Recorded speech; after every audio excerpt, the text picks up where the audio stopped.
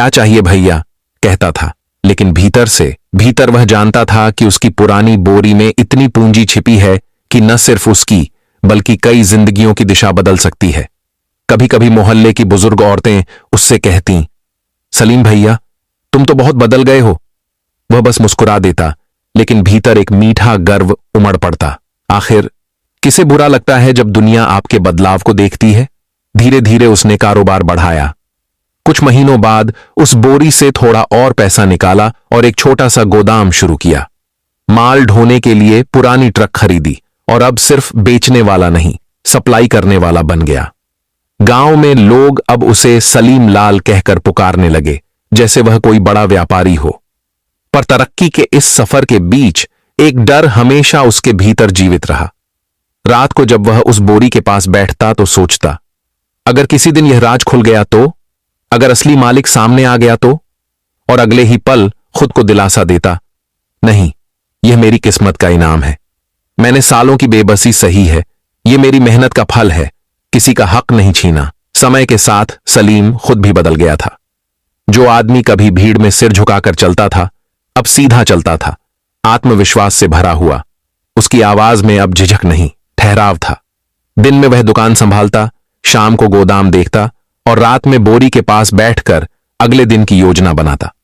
वह अब अपने पुराने सलीम से कहीं आगे निकल चुका था, मगर यह भी सच था, तरक्की के बीच भी एक खालीपन उसके भीतर अब भी गूंजता था। एक शाम जब वह थका हारा दुकान बंद करके लौटा तो दरवाजे पर दो चेहरे खड़े थे, परिचित पर दूर चले गए चेहरे।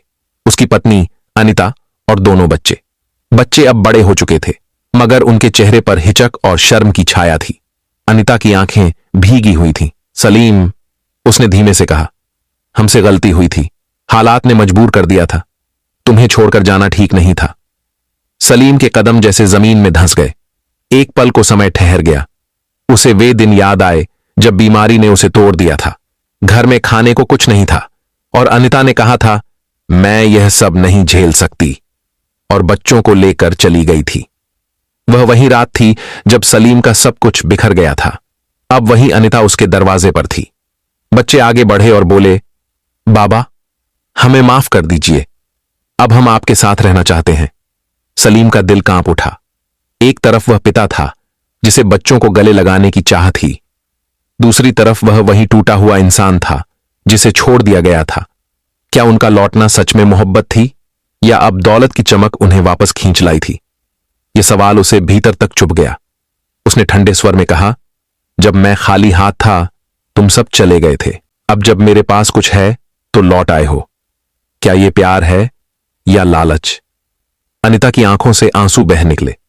नहीं सलीम, अब हम सच में पछता रहे हैं, बच्चों को तुम्हारा साया चाहिए। सलीम ने निगाहें झुका ली।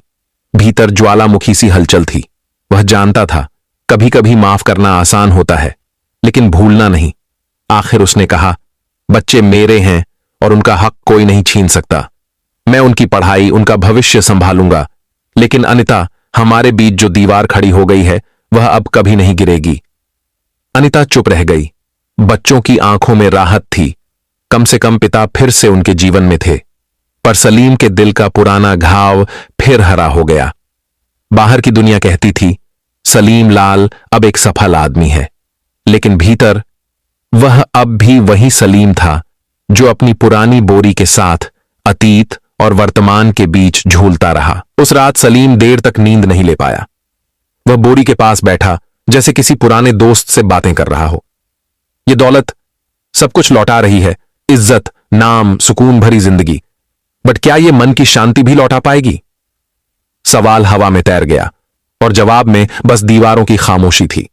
कुछ हफ्ते बीते। सलीम की दुकान अब एक छोटे साम्राज्य में बदल चुकी थी।